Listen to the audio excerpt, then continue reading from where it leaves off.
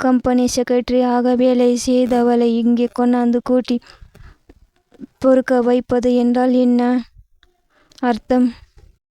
காட்டேஜின் வேலையை தம்பிக்கும் இதே வேலையா? அம்மாவின் செல்லப்பிள்ளை இப்பொழுது எப்படி நொந்து போயிருக்கிறானோ? சும்மா நின்று கொண்டிருந்தால் துடைப்பம் தானாக பொறுக்கி மாப் தானாக துடைத்து விடுமா என்றது ஆபிதாவின் கடுமையான குரல். மதுரா அநியாயத்துக்கு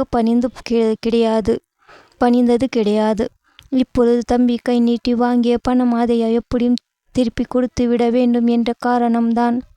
கடன் கொடுத்தவனுடைய நிபந்தனைக்கு கட்டுப்பட்டு அவள் இங்கு வந்ததே. ஆனால் எதற்கும் அளவு இருக்கிறதில்லையா? நிமிர்ந்து என்னுடைய வேலைகளில் என்ன என்ன என்று விசாரித்தாள். சொல்வதை செய்வது என்று முகத்தில் அறைவது போல பதில் வந்தது. அதிலும் முதலாவது 2 தாளங்களை பொறுக்கி துடைப்பது 1/2 மணி நேரத்தில்